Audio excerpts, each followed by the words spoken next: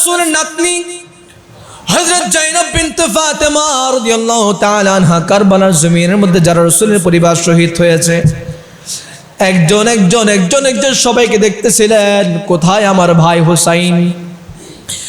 যাইতে যাইতে আমার জাইনাব বিনতে ফাতেমা যখন ভাইয়ের নিকট গেলেন, আমার হুসাইনের চেহারা মুবারকের কাছে গেলেন, জাইনাব বিনতে ফাতেমা দু চোখের পানি ছেড়ে দিলেন। আমার ভাই কারবালার জমিনের মধ্যে শহীদ আছে, আমার ভাই অত্যাচারের শিকার হয়ে কারবালার জমিনের মধ্যে শহীদ আছে। এরে ভাই, মনে হচ্ছে আপনি যেন জান্নাতের মধ্যে শুয়ে আছেন, মনে হচ্ছে যেন আমার রাসূল আমার নানা জান আপনাকে হাউজে কাউসারের পানি পান করাচ্ছেন। সুবহানাল্লাহ। ইমাম হুসাইন শহীদ হয়ে গিয়েছেন কারবালার জমিনে। ইমাম হুসাইন সহ তার সঙ্গী সাথী শুধুমাত্র পুরুষদের মধ্যে ইমাম জয়নুল আবেদিন ছাড়া বাকি সবাই শহীদ হয়ে গিয়েছে। শহীদ হয়ে যাওয়ার পরে ইমাম হুসাইনকে শহীদ করবে। এর আগে বলেছিলেন এই ইয়াজিদের বাহিনীরা, আজকে জুমাবার, আমি এখানে মুসাফির হিসেবে এসেছি, আমার উপর জুমার নামাজ ফরজ নয়, ওয়াজিব। আমি জুমার নামাজ আদায় করব না, জোহরের নামাজ আদায় করব। যেহেতু আমি মুসাফির, কসর নামাজ আদায় করব, মাত্র 2 রাকাত নামাজ আদায় করব, এটা আমাকে সুযোগ দাও। এর আগে আমার ইমাম হুসাইন প্রায় 31টা তীর তারা নিক্ষেপ করেছে। 33টা তরবারির বাড়ি আমার ইমাম হুসাইনের শরীরে পাকের মধ্যে ছিল। শক্ত শূন্যতায় দুর্বল হয়ে গিয়েছে, এরপরও আমার ইমাম হুসাইন নামাজ ছাড়েন নাই। বললেন, এ জালেমরা, আমাকে একটু সময় দাও, আজকে যেহেতু জুমার দিনে 2 রাকাত নামাজ পড়ব। আমার ইমাম হুসাইন নিয়ত করলেন, প্রথমে তায়াম্মুম করলেন, নিয়ত করলেন নামাজের জন্য, 1 রাকাত পড়লেন, সূরা মিলানের সেজদায় গেলেন, রুকু গেলেন, সেজদা করলেন, সেজদা থেকে উঠলেন। ওঠার আগে তারা বলতেছে কি জানেন? বলে, হুসাইনের তো অনেক শক্তি, এই এক হুসাইনকে শহীদ করার জন্য, কতল করার জন্য আমরা পুরো পাগল পারা হয়ে গিয়েছি। হুসাইনের শরীর এখন রক্ত শূন্যতা, হুসাইনের শরীর রক্ত নেই, শক্তিও নাই। নামাজের মাধ্যমে যদি আবার সে শক্তি ফিরে পায়, আমাদের সবাইকে কতল করে দিবে, আর দেরি করা যাবে না। সাথে সাথে শিমুর আমার ইমাম হুসাইনকে এমন ভাবে আঘাত করেছে, ধর শরীর থেকে মাথা আলাদা করে দিয়েছে। একটু চিৎকার দিয়ে বলুন নাউযু বিল্লাহ। শহীদ করে দিয়েছে। এবার সকল যারা নবীর পরিবার যারা শহীদ হয়েছে, ওই ইয়াজিদের বাহিনী, ইবনে জিয়াদের বাহিনীরা, আমর ইবনে সাদের বাহিনীরা, তারা বললেন যারা ইয়াজিদের যারা শহীদ হয়েছে তাদেরকে একদিকে রাখার জন্য, যারা রাসূলের পরিবার শহীদ হয়েছে, যারা হুসাইনের কাফেলার মধ্যে শহীদ হয়েছে, তাদেরকে একদিকে রাখার জন্য রাখলেন ঠিকভাবে। রাখার পরে পাগলা ঘোড়া তাদের উপর চালিয়ে দিলেন। জমিনের মধ্যে চাষ করে না, গরু দিয়ে চাষ করে না বাবা, গরু দিয়ে চাষ করে না, যেভাবে চাষ করে ঠিক সেম ভাবে ওই কারবালার জমিনের মধ্যে ইয়াজিদের বাহিনীরা আমার হুসাইনি কাফেলা যারা শহীদ হয়েছিল তাদের উপরে এমন ভাবে ঘোড়া চালিয়ে দিল, শরীর থেকে চামড়া ছিঁড়ে যাচ্ছে, কাপড় ছিঁড়ে যাচ্ছে, বারবার আঘাত আসতেছে। আস্তে আস্তে এমন অবস্থা হইল, গভীর রাত, তারা হুসাইনি কাফেলার উপর নির্যাতন করতে করতে তারা গভীর রাত একদিকে চলে গেলেন। তারা তাদের কাফেলার মধ্যে বীরত্বের কাহিনী বর্ণনা করছেন। তার আগে একটু কথা বলি, আমার ইমাম হুসাইন যে শহীদ হবেন এটা আমার রাসূল জানতেন, কথা বলেন ঠিক কিনা? এখন আপনি প্রশ্ন করতে পারেন, আরে আমার আল্লাহ আমার রাসূলের কাছে পাঠিয়েছেন জিব্রাইলকে, জিব্রাইল আমার বন্ধুর কাছে যাও, আমার বন্ধুর মনে কষ্ট, আমার বন্ধুর সামনে যে চোখের সামনে যে উহুদ পাহাড় দেখা যায়, আমার বন্ধু যদি চায় আমি এই উহুদ পাহাড়কে স্বর্ণের পাহাড় বানাই দিব। সুবহানাল্লাহ। আপনার প্রশ্ন থাকতে পারে, হুজুর যেখানে আমার খাজা আজমিরি পুরা আনা সাগরকে এক বদনার মধ্যে নিয়ে ফেলেছে, যেখানে আমার বড় পীর আব্দুল কাদের জিলানী মরা মানুষকে জিন্দা করে ফেলেছে, আর ইনি তো ইমাম হুসাইন নবীর নাতি, নবীর নওয়াসা, উনি তো চাইলে পুরা ফোরাত নদী ডাক দিলে পুরা ফোরাত নদী ইমাম হুসাইনের কদমে আসতে বাধ্য ছিল, কিন্তু ইমাম হুসাইন করেন নাই কেন? কেন জানেন? আমার রাসূলুল্লাহ সাল্লাল্লাহু আলাইহি ওয়াসাল্লামের কাছে ফেরেশতা আসলেন, ইয়া রাসূলুল্লাহ, ইমাম হাসান হুসাইনের রক্ত, ইমাম হাসান হুসাইনের শাহাদাত আল্লাহর দরবারে কবুল হয়ে গিয়েছে। আমার রাসূল আমিন বললেন। শুধুমাত্র সেখানে সে শর্ত দিয়েছেন, আমার ইমাম হাসান হুসাইনের রক্তের বদৌলতে যদি আমার গুনাহগার উম্মতদেরকে যদি আল্লাহ নাজাত দিয়ে দেয়, তাহলে আমি শর্ত মানতে রাজি আছি। সুবহানাল্লাহ বলেন। আমার ইমাম হুসাইনের রক্তের বদৌলতে আমাদেরকে জান্নাত দিবেন, নাজাত দিবেন। শুধুমাত্র ইমাম হুসাইন এটা জেনেছিলেন, যার কারণে ওই কারবালার জমিনের মধ্যে ধৈর্য ধারণ করেছেন, নিজের গর্দান শহীদ করে দিয়েছেন। তারপরেও ইয়াজিদের হাতে হাত রাখেন নাই। আমার উম্মে সালমা, রাসূল পাকের বিবিদের মধ্যে সবচেয়ে বেশি হায়াত পেয়েছেন উম্মে সালমা রাদিয়াল্লাহু তাআলা আনহা।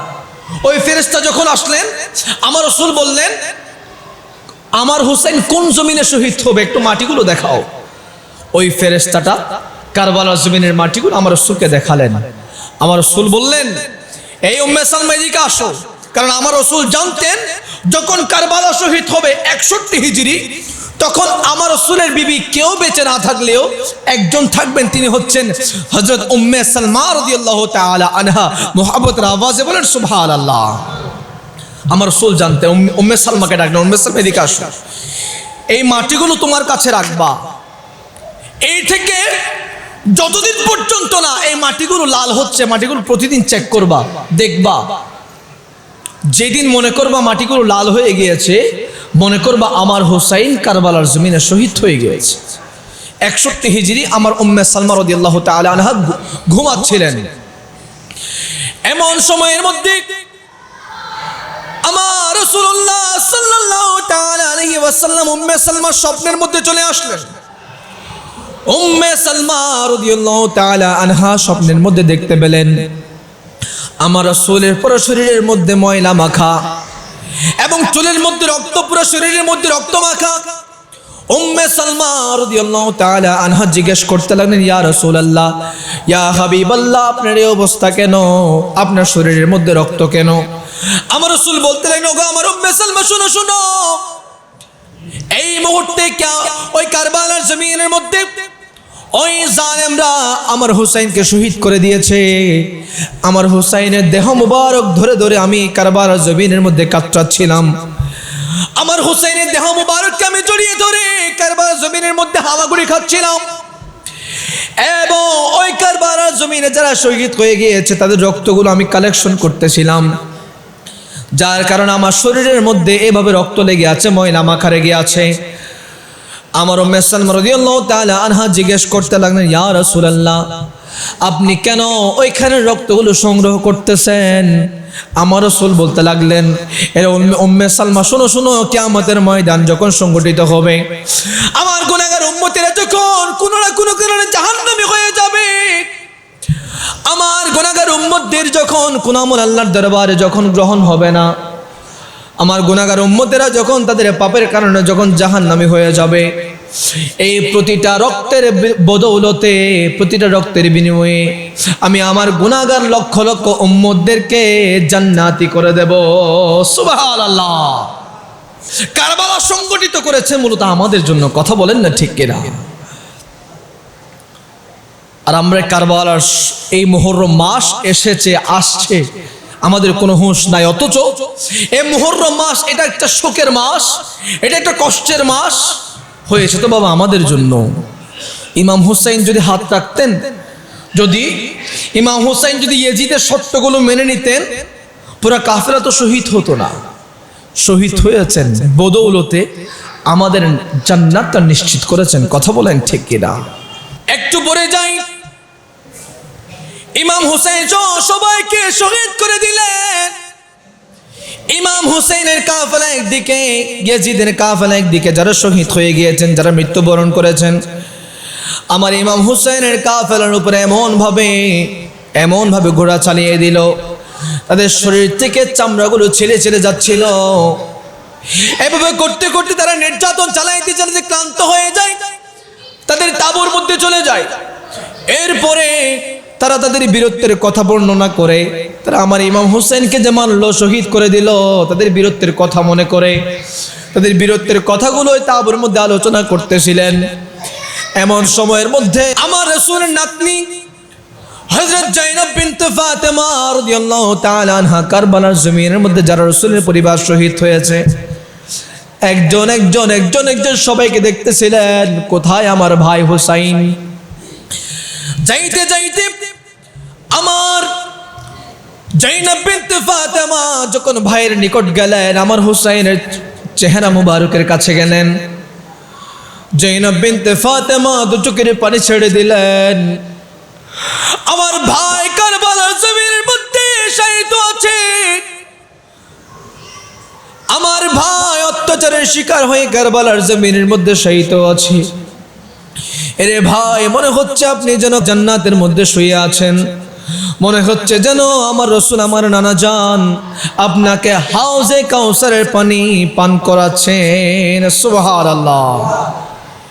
এভাবে আমার জাইনাব বিনতে ফাতেমা ভাইয়ের দেহ মুবারক সামনে রেখেছেন, নিথর দেহ, শহীদি দেহ সামনে রেখে কান্নাকাটি করতেছে, বিলাপ করতেছে, হায় হায় কত কষ্টের মুহূর্ত। নিজের চোখের সামনে ভাইটা শহীদ হয়ে গিয়েছে, মাও ছিল না, ভাইও বাবাও ছিল না, ভাই হাসানও ছিল না, হুসাইন ছিল শুধুমাত্র। এই হুসাইনকেও তারা চোখের সামনে শহীদ করে দিয়েছে। আমার জাইনাব বিনতে ফাতেমা কান্নাকাটি করতেছেন, করতে করতে সকাল হয়ে গেল, ফজর হয়ে গেল। এবার তারা তাঁবু ত্যাগ করবে। সেখানের মধ্যে ওই কাফেরের নেতৃত্ব দিচ্ছিলেন হুলি বিন ইয়াজিদ, অর্থাৎ ইয়াজিদের সন্তান, ওই কাফেলার নেতৃত্ব দিচ্ছিলেন। এমন সময়ের মধ্যে তারা সবাইকে রেডি করে ফেললেন। আমার হুসাইনের মস্তক মুবারক নিয়ে, মাথা মুবারক নিয়ে প্রথমে ইবনে জিয়াদের কাছে যাবে, তারপরে ইয়াজিদের কাছে যাবে। সবাই রেডি হয়ে গেল। আমার হুসাইনি কাফেলা যারা কন্যারা, যারা মেয়েরা যারা বেঁচে ছিল, আমার ইমাম জয়নুল আবেদিন সহ সবাইকে একদিকে রাখলেন। এবার হাঁটতে শুরু করলেন। হাঁটতে হাঁটতে হাঁটতে হাঁটতে হঠাৎ করে তারা আমার ইমাম হুসাইনের মাথা মুবারককে তীরের আগার মধ্যে রাখলেন, তীরের আগার মধ্যে রাখলেন। আর আমার হুসাইনের মস্তক মুবারক সবাইকে জানান দিচ্ছেন, এই ইয়াজিদের বাহিনীর জালেমের গোষ্ঠীরা শোন, আমি হুসাইনের মাথা মুবারককে তোরা জমিনে মিশিয়ে দিতে চেয়েছিলি, আর আমি হুসাইনের মাথা তোদের সবার উপরে। মহব্বতের আওয়াজে বলেন সুবহানাল্লাহ। এরপরে রওনা শুরু করলেন। যাইতে যাইতে অনেক দূর চলে গেলেন। হঠাৎ করে আমার হুসাইনের মস্তক মুবারক ওই তীর থেকে জমিনের মধ্যে পড়ে গেল। ওই ইয়াজিদের বাহিনীরা নিচে নেমে আমার হুসাইনের মস্তক মুবারকটা তুলতে চাই। আমার হুসাইনের মস্তক মুবারক এমন শক্ত হয়ে গিয়েছে, এমন ভারী হয়ে গিয়েছে, ওই 70 জন কাফেলা ইয়াজিদের বাহিনীরা সবাই মিলে আমার হুসাইনের শির মুবারক তুলতে পারে না। এরপর আমার জয়নুল আবেদিন রাদিয়াল্লাহু তাআলা আনহুকে ডাকলেন, এ জয়নুল, এদিকে আসো, তোমার বাবার মাথাটা পড়ে গিয়েছে, এটা এখান থেকে তোলো। জয়নুল আবেদিনকে বললেন, তুমি ছাড়া তোমার বাবার এই মাথাটা আর কেউ তুলতে পারবে না। আমার জয়নুল আবেদিন বাবার মাথার কানে কানে আসলেন, আমার হুসাইনের শির মুবারকের কাছাকাছি আসলেন। এরপর বললেন, বাবা আপনার শির মুবারকটা জমিনে পড়ে গিয়েছে কেন, কেউ উঠাইতে পারে না কেন? আমার হুসাইনের মস্তক মুবারক ঠোঁট নেড়ে নেড়ে জয়নুল আবেদিনকে বলছেন, এ জয়নুল আবেদিন, আমি তোমাদেরকে আমার সন্তান, আমার কন্যা সুকাইনাকে তোমাদের আমানতি দিয়েছিলাম। আমার সুকাইনা ওট থেকে পড়ে গিয়েছে, আমার সুকাইনা কোথায় খুঁজে দেখো। জয়নুল আবেদিন রাদিয়াল্লাহু তাআলা আনহুকে কানে কানে যখন আমার হুসাইনের মাথা মোবারকে কথা বললেন, আমার জয়নুল আবেদিন ঠিক পেছনে গিয়ে দেখে সুকাইনা উটের মধ্যে না, উট থেকে পড়ে গিয়েছে। এটার মাধ্যমে, এই আয়াতের ব্যাখ্যার মাধ্যমে এটা বোঝা যায়, ওয়ালা তাকুলু লিমান ইউক্তালু ফি সাবিলিল্লাহি আমওয়াত, এ আমার বান্দারা যারা আমার রাস্তায় শহীদ হয়েছে তাদেরকে কখনো মৃত বলিও না। আর এটার উজ্জ্বল দৃষ্টান্ত হচ্ছে আমার হুসাইনের মাথা মোবারক। কথা বলেন ঠিক কিনা? আমার হুসাইনের মাথা মোবারক, অথচ শরীর হচ্ছে কারবালার জমিনে, শির মুবারক হচ্ছে ইয়াজিদের সাথে। ইয়াজিদি কাফেলারা নিয়ে আসতেছে, আর এসের মোবারক কথা বলতেছে, জয়নুল আমার সন্তান, জয়নুল আমার সুকাইনা কোথায়, আমার সুকাইনাকে নাও। মোহাম্মতের আওয়াজে বলেন না সুবহানাল্লাহ। এরপর আবার রওনা করলেন, সুকাইনাকে উটের মধ্যে তুলে আবার রওনা করলেন। যায় যায় অনেক পথ পেরিয়ে যায়, কিছুক্ষণ পর আবার দেখা যায় ওঠ হাঁটে না, ওটার সামনের দিকে যায় না, ওটকে এত প্রহার করে, ওট ঘোড়া সবাইকে এত প্রহার করে, কিন্তু সামনের দিকে যায় না। এবার আমার জয়নুল আবেদিন রাদিয়াল্লাহু তাআলা আনহু ওট থেকে নামলেন, দেখতে পেলেন কেউ কোনো দল থেকে কেউ মিসিং আছে কিনা, কেউ কাউকে ফেলে এসেছে কিনা। দেখা গেল ওই কাফেলা কিছু দূর আগে একটা জায়গার মধ্যে বিশ্রাম করেছিলেন, ওই জায়গার মধ্যে বিশ্রাম করেছিলেন, এমন একটা জায়গা যে জায়গার মধ্যে উপর থেকে রোদ পড়তেছিল, কঠিন রোদ। এই রোদের মধ্যে হুসাইন কাফেলাকে রাখলেন। ওই কাফেলা থেকে সুকাইনা বিনতে হুসাইন কাফেলা থেকে বের হয়ে একটা গাছের নিচে বিশ্রাম নিয়েছিলেন, কিন্তু সুকাইনা যে দর থেকে বের হয়েছে কেউ জানে না। সবাই চলে গেলেন, সুকাইনাকে গাছের মধ্যে রেখে, গাছের নিচে রেখে সবাই রওনা করলেন। কিছু দূর গিয়ে দেখে আর ওঠ হাঁটে না, কি কারণ, কি কারণ? আমার জয়নুল আবেদিন চেক করে দেখলেন সুকাইনাকে কাফেলার মধ্যে দেখা যায় না। এরপর তারা আবার রওনা দিলেন যেখানের মধ্যে তারা বিশ্রাম করেছিলেন, ওই জায়গার মধ্যে গিয়ে দেখা যায় গাছের নিচে আমার হুসাইন, আমার হুসাইনের কন্যা সুকাইনা বসে আছে একটা মহিলার কোলের মধ্যে। একটা পর্দানশীন মুস্কুরাত খাওয়াতিন, একটা পর্দানশীন মহিলার কোলের মধ্যে আমার সুকাইনা বিশ্রাম নিচ্ছে। আমার জয়নুল আবেদিন রাদিয়াল্লাহু তাআলা আনহু জিজ্ঞেস করলেন, ওগো মা, আপনি কে? আপনি কে যে আমার বোন সুকাইনাকে কোলে নিয়ে বসে আছেন? আপনার পরিচয় কি? ওই মহিলাটা উত্তর দিতে লাগলেন, এরে আমার জয়নুল আবেদিন, এরে জয়নুল আবেদিন, শোনো শোনো, আমি হলাম জান্নাতি মহিলাদের সর্দারিনী ফাতেমা বিনতে রাসূল। সুবহানাল্লাহ। ফাতেমা বিনতে রাসূলুল্লাহ, আমি জান্নাত থেকে এসেছি। তোমরা আমার নাতনি সুকাইনাকে রেখে চলে গিয়েছো। আমার সুকাইনা একা ছোট বাচ্চা ঘুমাচ্ছিল, ঘুম থেকে উঠে যদি সে কাউকে না দেখে ভয় পাবে, কান্নাকাটি করবে, এই কষ্ট আমি সহ্য করতে পারবো না। যার কারণে আমি জান্নাত থেকে এসে আমার সুকাইনাকে ঘুম পাড়াচ্ছিলাম। মুহাব্বতের আওয়াজে বলেন সুবহানাল্লাহ। জান্নাত থেকে এসেছে সুকাইনাকে ঘুম পাড়ানোর জন্য। আমার ফাতেমা বিনতে রাসূলুল্লাহ, রাসূলের কন্যা ফাতেমা জান্নাত থেকে এসেছে। এরপরে সুকাইনাকে জয়নুল আবেদিন রাদিয়াল্লাহু তাআলা আনহুর হাতে গোছাই দিয়ে এরপর চলে গেলেন। হঠাৎ করে তিনি উধাও হয়ে গেলেন, অদৃশ্য হয়ে গেলেন। আবার কাফেলা শুরু করলো, আবার কাফেলা যায়, রওনা করলেন। রওনা করতে করতে ওই ইবনে জিয়াদের দরজার মধ্যে গেলেন, দেখতে পেলেন রাজপ্রাসাদ, গভীর রাত, বন্ধ হয়ে গিয়েছে। রাজপ্রাসাদ বন্ধ, কোথাও যাওয়া যায় না, রাজপ্রাসাদ বন্ধ, আর যাইতে পারছে না। তখন হুলি বিন ইয়াজিদ চিন্তা করলেন, এই আজকের রাতটা আমি আমার ঘরে কাটাবো, হুসাইনের এই মস্তক আমার ঘরে নিয়ে যাব, এই পুরা কাফেলা সবাই আমার ঘরে নিয়ে যাব। হুলি বিন ইয়াজিদ চিন্তা করলেন। এরপর হুলি বিন ইয়াজিদ তার ঘরের মধ্যে গেলেন, সবাইকে একদিকে রাখলেন, স্ত্রীকে ডাকলেন, এরা আমার স্ত্রী, এদিকে আসো। স্ত্রীর নাম ছিল নওয়ার। নওয়ারকে বললেন, এ নওয়ার, এদিকে আসো, আমার স্ত্রী, তোমার জন্য একখানা গিফট উপহার এনেছি। নওয়ার বললেন, ওগো স্বামী, আপনি কি উপহার এনেছেন? বলে, তোমার জন্য আমি হুসাইনের মস্তক মুবারক এনেছি। মুহাব্বতের আওয়াজে বলেন নাউজুবিল্লাহ। আর একটু উচ্চ সুরে বলেন নাউজুবিল্লাহ।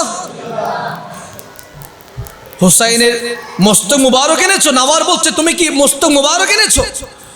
স্বামী তার স্ত্রীর জন্য গয়না কাটি আনে, স্বামী তার স্ত্রীর জন্য ভালো উপহার আনে, কাপড় চোপড় আনে, আর তুমি নবীর নাতি হুসাইনের মস্তক মুবারক এনে তুমি আমাকে বলছো উপহার এনেছো?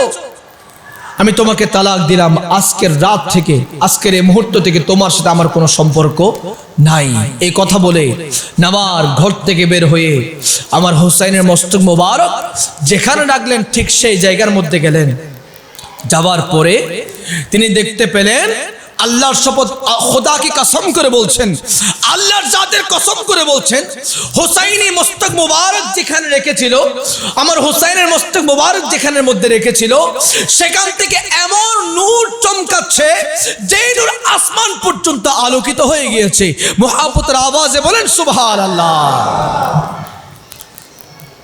নাওয়ার বলছেন হুসাইনের মস্তক মুবারক, এই মস্তক মুবারক পুরো আমার ঘর আলোকিত করে ফেলেছে, ওই রুমটা আলোকিত করে ফেলেছে। এই আলোটা রুমের মধ্যে সীমাবদ্ধ নয়, আসমান পর্যন্ত চলে গিয়েছে। মুহাব্বতের আওয়াজে বলেন সুবহানাল্লাহ। এবং সেখানের মধ্যে শুধুমাত্র আলোকিত হয়েছে তাই নয়, সাদা পাখি জান্নাত থেকে এসেছে। ওই সাদা পাখি আমার হুসাইনের পুরা চারিদিকে ঘোরাফেরা করছে, পুরা চারিদিকে ঘোরাফেরা করছে এবং সালাম দিচ্ছে, আসসালামু আলাইকুম ইয়া ইমাম হুসাইন, আসসালামু আলাইকুম ইয়া ইমাম হুসাইন, আসসালামু আলাইকুম ওয়া রাহমাতুল্লাহ ইয়া ইমাম হুসাইন। মুহাব্বতের আওয়াজে বলেন সুবহানাল্লাহ। জান্নাত থেকে সাদা পাখি এসেছে আমার হুসাইনের মস্তক মুবারককে তাওয়াফ করার জন্য, চারিদিকে ঘুরছে আর আমার হুসাইনের সের মুবারককে সালাম দিচ্ছে। নাওয়ার বলছেন আমি অবাক হয়ে গেলাম। পুরো রাত আমি শুধু ইমাম হুসাইনের চেহারার দিকে তাকিয়েছিলাম। এত সুন্দর একটা চেহারা, কিভাবে তারা আমার হুসাইনকে শহীদ করে দিয়েছে। নাওয়ার বললেন সেখান থেকে পুরো একটা রাত পার হয়ে গেল। পার হয়ে যাওয়ার পরে সকাল হয়ে গেল। সকাল হলো, হলি বিন ইয়াজিদ এবার সবাইকে রেডি করে ফেললেন, চলে যাবেন ইবনে জিয়াদের কাছে। কোথায় যাবেন বাবা? ইবনে জিয়াদের কাছে। ইবনে জিয়াদের কাছে যাবে, কারণ ইবনে জিয়াদ ঘোষণা করেছিল ইমাম হুসাইনকে যদি শহীদ করে বিশাল অঙ্কের তাকে পুরস্কার দেওয়া হবে। হলি বিন ইয়াজিদ এবার চলে গেলেন, রওনা দিলেন ইমাম হুসাইনে পাকের সর মুবারক নিয়ে ওই ইবনে জিয়াদের কাছে রওনা দিলেন। রওনা দিতে দিতে ইবনে জিয়াদের দরবারের মধ্যে চলে গেলেন। এরপরে হুসাইনি কাফেলাকে একদিকে রাখলেন এবং 70 জন যে ইয়াজিদি কাফেলা ছিল তাদেরকে একদিকে রাখলেন। আমার হুসাইনের সের মুবারককে ওই ইবনে জিয়াদের খাস কামরার মধ্যে নিয়ে গেলেন।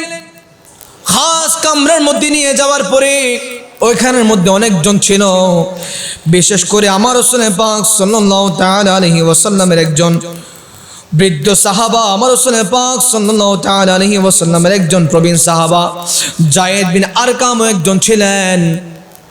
ওইখানের মধ্যে ইবনে জিয়াদ আমার হুসাইনের মস্তক মুবারকের সামনে রেখে একখানা লাঠি দিয়ে এভাবে গোতাচ্ছিলেন এবং বিভিন্নভাবে গোতাচ্ছিলেন। খুব খারাপভাবে আমার হুসাইনকে বিভিন্ন কথা বলতেছিলেন। এমন সময়ের মধ্যে যায়েদ বিন আরকাম দাঁড়িয়ে গেলেন। যায়েদ বিন আরকাম আমার রাসূলের সাহাবা দাঁড়িয়ে গেলেন। এই ইবনে জিয়াদ থামো, আমি নিজ চোখে দেখেছি অসংখ্যবার আমার রাসূল, আমার প্যার রাসূল, উম্মতের মায়ার নবী, আমার জানের নবী, প্রাণের নবী, আমার আল্লাহর হাবিব রাসূলুল্লাহ সাল্লাল্লাহু আলাইহি ওয়াসাল্লাম এই চেহারার মধ্যে অসংখ্যবার চুম্বু দিয়েছেন। এই চেহারা মুবারকের কোনো জায়গা বাকি নাই যেখানে আমার রাসূল চুম্বু দেন নাই। মুহাব্বতের আওয়াজে বলেন সুবহানাল্লাহ। এই ইবনে জিয়াদ থামো, এখানে আর একটা আঘাতও করবে না, এই চেহারার মধ্যে আর একটা আঘাতও করবে না। এই কথা বলার পরে ইবনে জিয়াদ লাঠি তুলে ফেললেন এবং ওই যায়েদ বিন আরকামকে বলছেন, আপনি যদি বৃদ্ধ না হতেন, কত বড় শয়তান এই ইবনে জিয়াদ দেখেন, বলে আপনি যদি বৃদ্ধ না হতেন তাহলে এই মুহূর্তে আমি আপনাকে কতল করতাম। একটু চিৎকার দিয়ে বলুন নাউযুবিল্লাহ। এরপরে সেখানের মধ্যে মানুষ সবাই প্রতিবাদ করতে লাগলেন, যারা হুসাইনি প্রেমিক, আমার রাসূলের প্রেমিক। ইবনে জিয়াদের কাছে যখন বারবার প্রতিবাদ করতে লাগলেন, ইবনে জিয়াদ বুঝতে পারলেন আরে এখানে থাকা যাবে না। আবার পুরা বাহিনীকে আবার রেডি করলেন, রওনা দিবেন কোথায়? ইয়াজিদের কাছে যাবেন। কোথায় বাবা? ইয়াজিদের কাছে যাবেন, রওনা দিবেন। রওনা দিচ্ছেন, এবার রওনা দিচ্ছেন, সবাইকে নিয়ে আবার চলে গেলেন। যাইতে যাইতে যাইতে যাইতে গভীর রাত হয়ে গেল, একটা গির্জার কাছাকাছি গেলেন। গির্জার কাছাকাছি গেলেন, ওই কাফেলা যারা ইয়াজিদি কাফেলা তারা চিন্তা করলেন আজকের রাতটা এই গির্জার মধ্যে কাটিয়ে দেব, আজকের রাতটা এই গির্জার মধ্যে কাটিয়ে দেব। সে চিন্তা করলেন, তারা চিন্তা করলেন এবং সেখানে যাবেন। যাওয়ার পরে দেখতে পেলেন দেওয়ালের মধ্যে লেখা আছে আতারজু উম্মাতান قتلت হুসাইনা শাফাআতা জাদ্দিহি ইয়াউমাল ইসাবা। একটা দেওয়ালের মধ্যে লেখা আছে, অর্থাৎ এটার মাধ্যমে এটা বোঝাচ্ছে তোমরা নবীর নওয়াজ নাতিকে শহীদ করেছো, কিয়ামতের ময়দানে কেমনে তোমরা তার নানা জানের শাফায়াত তোমরা পেতে পারো, কেমনে পেতে পারো, একটা লেখা আছে। ওই ইয়াজিদি কাফেলা এটা দেখার পর তাদের মাথা খারাপ হয়ে গেল। গির্জার যিনি পাদ্রী তাকে ডাকলে, এদিকে আসো, এই লেখাটা কে লিখলেন?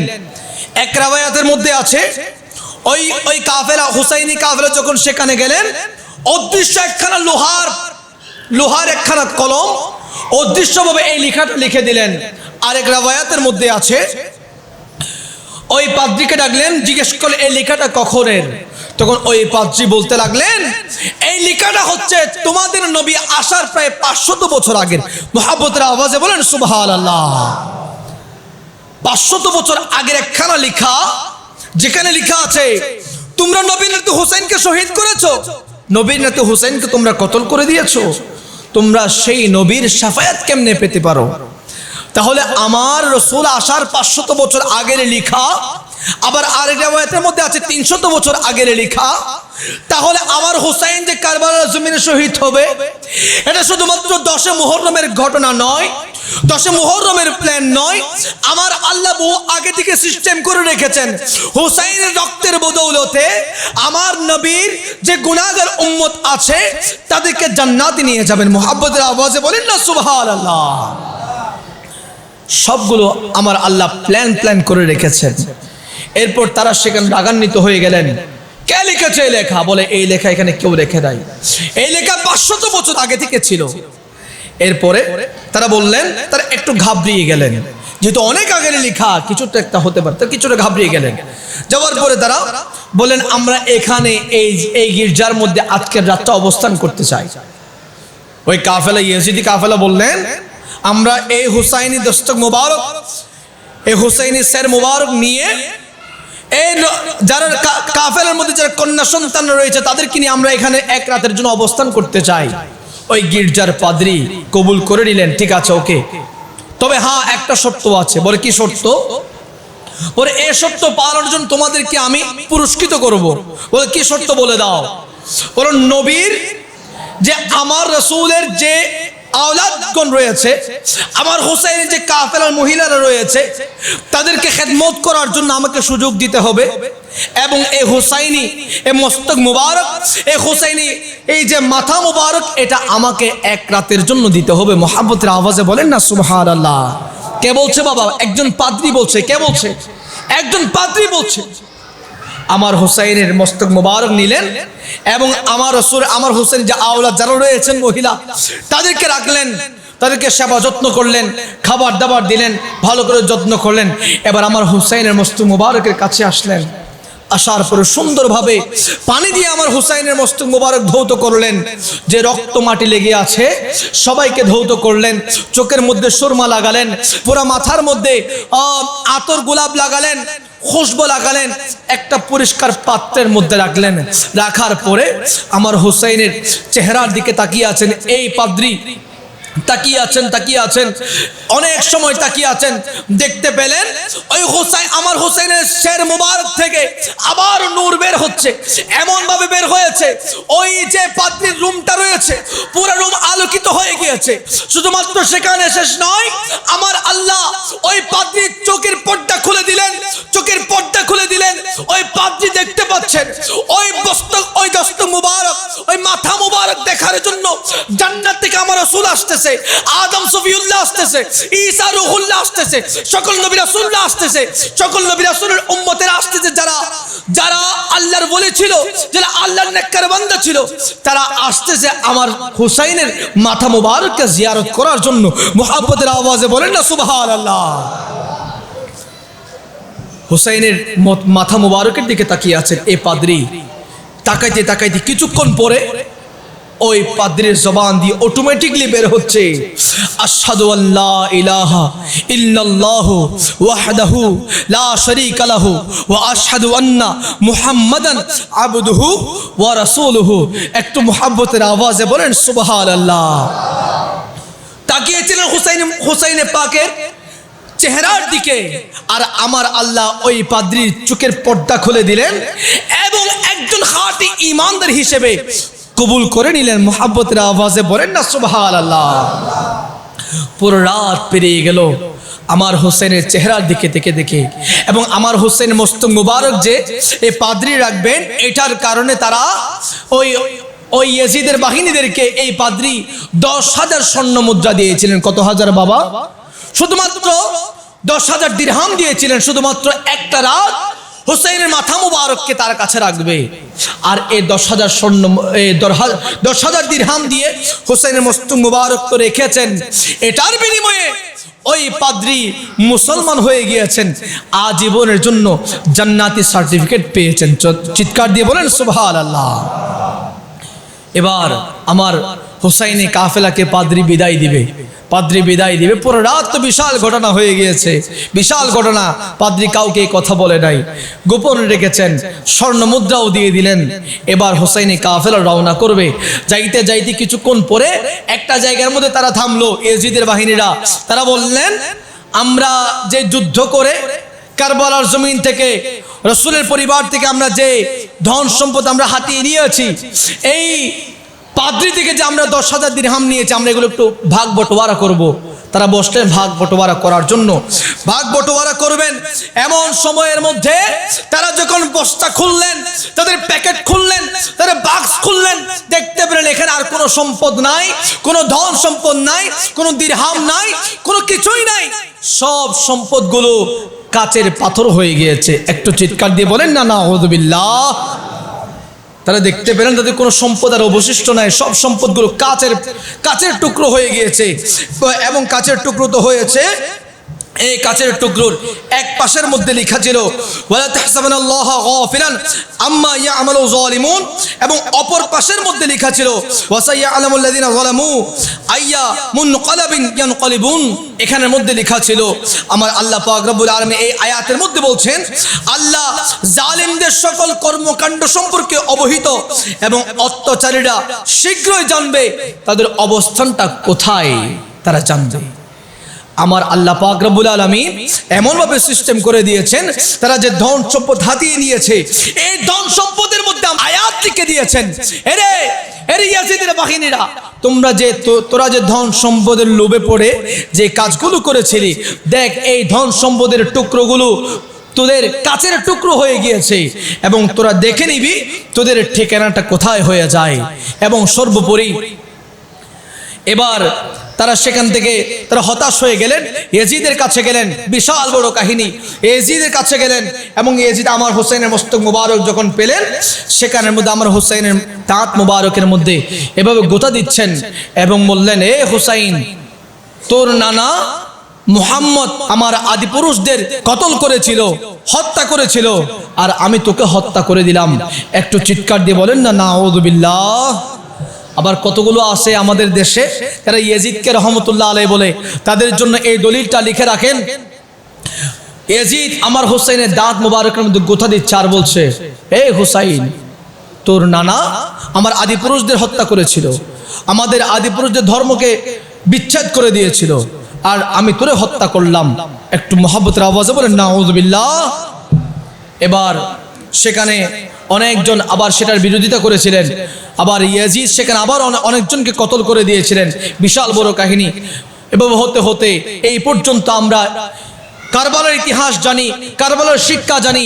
তবে সেখান থেকে একটা বিষয় আমার মনে রাখতে হবে, কারবালার জমিনের মধ্যে ইয়াজিদের 22,000 সৈন্যরা আমার হোসাইনি কাফেলাকে কতল করেছে, শহীদ করেছে, কিন্তু সেই থেকে এই পর্যন্ত ইয়াজিদ হলো একজন জালেম হিসেবে পরিচিত, আর আমার হোসাইন হচ্ছে একজন মজলুমে কারবালা হিসেবে পরিচিত। কথা বলেন ঠিক না?